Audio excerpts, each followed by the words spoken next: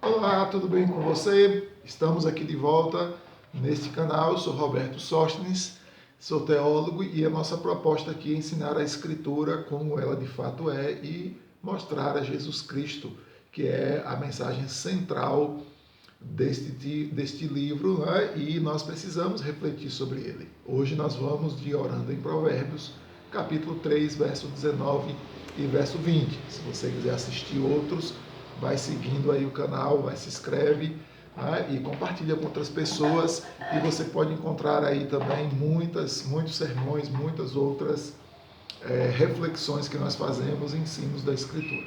Então vamos lá ao nosso propósito de hoje, que é Provérbios 3, 19 e 20, que diz assim: O Senhor com sabedoria lançou os fundamentos da terra e com inteligência estabeleceu os céus. Pelo seu conhecimento, os abismos se romperam e as nuvens destilam o orvalho. Nós estamos dentro de um contexto, que é o capítulo 3, falando sobre a importância e sobre a necessidade da sabedoria e, claro, também os seus efeitos, aquilo que produz. E aqui nesses dois versos, Salomão volta a relembrar um ponto importante, que a gente vai encontrar esse padrão em toda a Escritura, de saber que Deus é quem criou todas as coisas, que Ele é o Criador de todas as coisas. E isso é importante porque a humanidade sempre tem um mau hábito, não é, de se esquecer do Criador, ou de se esquecer de que de fato o mundo foi criado com propósito, com objetivos específicos, feito com sabedoria. E aí tem pessoas que pensam assim, de que o mundo foi criado de uma explosão, de um efeito natural, com um grande propósito. E não reconhecem ou não conseguem crer de que o mundo foi feito por uma pessoa com propósitos específicos e que nada nesse mundo existe ou acontece do acaso e do nada, ou por simplesmente coincidência, ou por sorte, ou por azar. Não, esse mundo é governado desde quando foi formado, foi criado, a gente pode ler isso no livro do Gênesis, não é? Desde quando foi formado com propósito bem específico, com ordem bem específica. Eu gosto muito do texto de Jó, capítulo 38, 39 e parte do 40, que quando Jó demonstra sua angústia e questiona a Deus, né, por conta das dores, das dificuldades que passou, Deus então vai responder. Jó diz assim: eu vou lhe fazer perguntas e vamos ver se você consegue me responder. E aí Deus começa a fazer uma série de perguntas a Jó e pergunta assim: quando o mundo foi estabelecido, quando ele foi fundado, você estava onde? Não é? Quem foi que deu asas às aves? Quando a neve chega, por um acaso você foi lá no depósito dela para saber se tinha neve suficiente para sair? Não é? Quando os animais, os filhotes ali nascem, quem é que dá comida a eles? Quem é que provê o alimento deles? Então Deus faz uma série de perguntas a Jó, questionando a Jó sobre a criação. Não é? Tem a beleza do Salmo de número 4, que vai falar sobre o fundamento da terra e vai dizer que Deus criou todas as coisas, foi Deus que criou ali a onça, foi Deus que deu à onça a condição de gerar e nessa geração gera outras onças e que dá a ela força para caçar a comida para os seus filhotes. Então você vai ver uma série de momentos da Bíblia em que se lembrar ou relembrar que Deus é criador de todas as coisas é importante. E aí o texto aqui agora diz assim, que com sabedoria Deus fez todas as coisas. E se você avaliar e você olhar a natureza, se você olhar as expressões, se você olhar a cadeia alimentar, por exemplo, você vai perceber de que tudo faz sentido. Não é? De que ao mesmo tempo em que um animal maior tem um menor como caça, você tem ali o resto daquela caça que alimenta um outro animal menor. Então você tem uma série, não é, de organizações no mundo que só Deus quem fez. E Provérbios aqui, capítulo 3, verso 9, na sabedoria de Salomão, Salomão quer apontar não é? Para coisas específicas. E eu queria que você observasse o texto e notasse de que o texto traz propósitos bem específicos dentro do contexto da sabedoria. E aí veja comigo, ó. O Senhor com sabedoria lançou os fundamentos da terra. Com sabedoria lançou os fundamentos da terra, a base, a sustentação da terra. E com inteligência ele fez e estabeleceu os céus.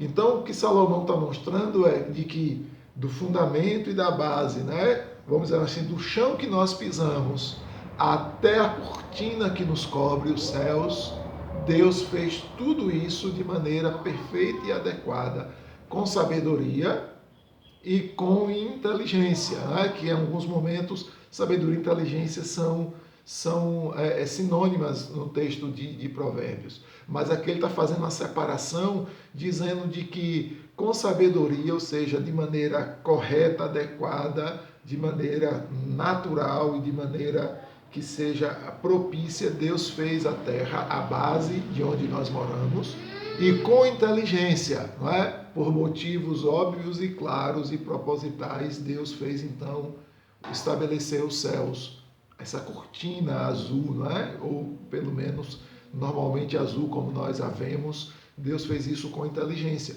E fez isso porque com sabedoria e inteligência, porque havia necessidade de se fazer um mundo adequado, bem organizado, mas também era necessário fazer essa cobertura, essa proteção. E aí quando a gente vai estudar biologia, ou estudou aí, não é? Para quem ainda lembra aí, nós temos as proteções de camadas por conta do sol e tal, etc. Nós temos a base da terra que tem os seus efeitos, não é? Em alguns textos, inclusive lá em Jó, capítulo 38, a gente vai encontrar Deus também falando de que ninguém consegue entender os efeitos do espaço sobre a Terra, né? Os efeitos dos astros sobre a Terra. Alguém já descobriu sobre a Lua tal, mas existem outros efeitos e a gente não sabe exatamente isso. E Deus vai dizer assim, eu sei porque é que eu fiz cada coisa em cada canto. E Salomão está tratando aqui de Provérbios exatamente que tudo foi feito de maneira sábia. Não foi o acaso que fez coisas por acaso. Foi Deus, o Criador, que fez as coisas com propósitos, com sabedoria, com inteligência e com razões bem específicas para que funcionasse bem e tivesse bons efeitos.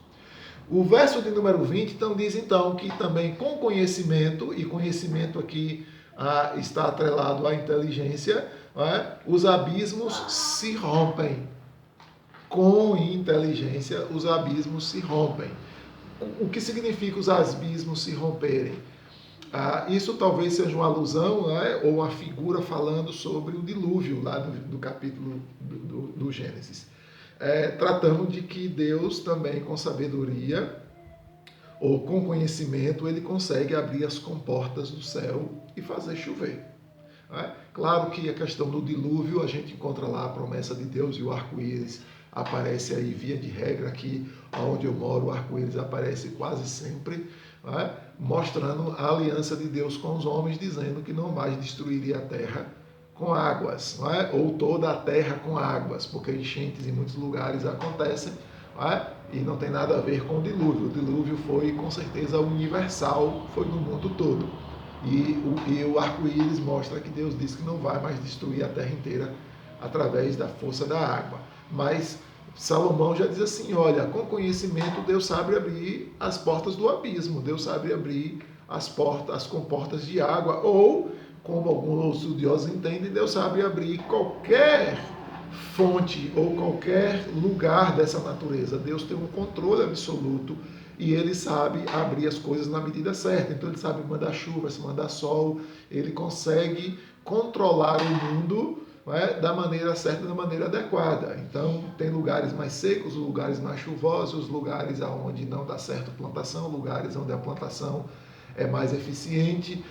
Então Deus sabe cuidar de tudo isso. Então a ideia de Deus abrir abismos, a ideia para boa parte dos teólogos é que Deus tem um controle absoluto, tem um conhecimento necessário do que ele criou para controlar o que ele criou. E por último diz então, e as nuvens destilam o orvalho. destila um orvalho. Então fala a respeito da produtividade da terra, o quanto a terra é produtiva, não só no sentido da agricultura, não só no sentido da agronomia, mas também no sentido de que o sol, a lua, o vento, as manifestações e os animais e toda a criação, ela tem um propósito de economia, aonde tudo isso trabalha, não é, de maneira coordenada, de maneira ordenada, e tudo isso produz o bem-estar ao mundo. Aí você vai ver, por exemplo, a flora, a fauna, né? Você vai encontrar aí de que uma espécie protege a outra, de que uma espécie com outra espécie gera uma segunda espécie, faz tecnicamente uma mistura, não é, de raças ou de biologia, e você tem então a natureza extremamente fértil. Você vai numa floresta e você encontra de folhas a frutos que são comestíveis, você encontra animais que são comestíveis, você encontra uma sustentação da própria natureza por si própria, não é? E vai criando essa ordem. Mas aqui tem uma curiosidade que eu quero chamar a sua atenção nesse texto, que é bem interessante, não é? E que, vejam só, a unidade do escrito bíblico. O verso 19 diz que Deus, então, fundamentos da terra, e fala sobre estabelecer os céus. Quando vem para o verso 20, diz então que Deus, com conhecimento, faz os abismos se rompem. Os abismos, eles estão, a ideia aqui está localizada na terra. Então Deus fundou a terra e controla os seus abismos que tem na terra. Controla e tem domínio sobre todas as fontes terrestres. Aí o verso 19 termina dizendo que Deus estabeleceu os céus, e o verso 20 termina dizendo então de que as nuvens destilam orvalho, fazendo a descrição de que Deus estabeleceu os céus, e lá os céus também é controlado por Ele. Ele também é quem manda chuvas. O próprio Senhor Jesus Cristo disse que o Pai Celestial é quem manda chuva e sol sobre os bons e os maus. Ele estabeleceu os céus, mas ele também controla os céus. Ele também domina sobre os céus. Né? Então as nuvens destilam o seu orvalho, as nuvens destilam a chuva que ele manda para cá. Então Deus controla absolutamente tudo. E o que Salomão está querendo então mostrar com isso? Que Deus não fez o mundo e largou abandonado. E aí alguém pode perguntar, por que acontece tanta maldade? Por que Deus deixa tal? Deus não está deixando nada. Nós estamos vivendo a sequência e a consequência de um mundo caído, aonde no mundo caído as coisas se acabam, e às vezes você que está questionando isso acredita mais no poder, ou acredita mais numa sorte, no azar, ou acredita mais na força de uma explosão que construiu tudo isso, e tanto faz o que você faz, e que você mesmo não se importa com os males que você faz, e agora quer responsabilizar Deus por uma coisa do qual ele é dono, ele tem controle, mas ele não tem responsabilidade no sentido do mundo caído. E aí vem então para a gente concluir aonde você não tem interesse pela sabedoria de Deus de se regenerar. E no vídeo anterior eu disse, e volto a repetir, de que Jesus Cristo é uma das sabedorias dada por Deus que demonstra a salvação do nosso coração. Então, esse mundo caído foi recuperado, foi restaurado, ou ele será restaurado no último dia, onde nós vamos habitar na novo céu e nova terra, mas isso veio por meio de Jesus Cristo. E Deus estabeleceu isso, Deus enviou ao mundo, a este mundo caído, o seu Filho Jesus Cristo para que morresse e para que amasse esse mundo, e com amor tal a este mundo que o seu Filho Jesus Cristo morreu na cruz do Calvário para salvar a mim e a você, para poder nos tirar desse mundo caído, do qual nós também estamos caídos. E esse mundo está caído porque nós estamos nele, e ele vai permanecer caído enquanto os nossos corações, os nossos ouvidos estiverem fechados para o Deus Criador e para o seu Filho. Por isso que Jesus disse em João, ele disse assim, não se turbe o vosso coração, ou não se atormente, não se preocupe o vosso coração. Creiam em Deus, creiam também em mim. Na casa de meu pai tem muitas moradas. não é? Você vai encontrar referências bíblicas falando sobre que este mundo vai ser destruído e haverá uma regeneração e nós moraremos no céu para sempre. Se você ler o final do livro do Gênesis, nós vamos ver de que Deus então protege o jardim do Éden com anjos, e quando você lê Apocalipse, diz que essa nova Jerusalém vem da parte de Deus, não é? Aonde também estará lá a árvore do bem e do mal, a árvore da vida, como é melhor chamada, vai estar lá essa mesma árvore da vida, para que ela então dê saúde e dê estabilidade à vida humana, um novo céu e uma nova terra. Deus conservou, está construindo um novo céu e nova terra, ao qual Jesus vem resgatar para morar os seus. Então é uma sequência natural pensar na criação, entender a queda da criação, mas também entender a redenção da criação. E o que Salomão faz aqui é exatamente isso. Deus criou, estabeleceu os céus e a terra, mas Deus também está sob o controle dos abismos que estão na terra, o controle sobre a terra e o controle sobre os céus.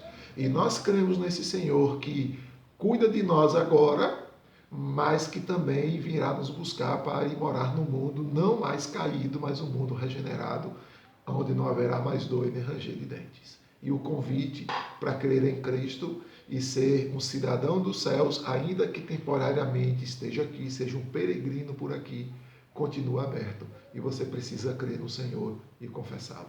Vamos orar? Pai Santo, obrigado porque o mundo, apesar de estar caído, não está abandonado pelo Senhor.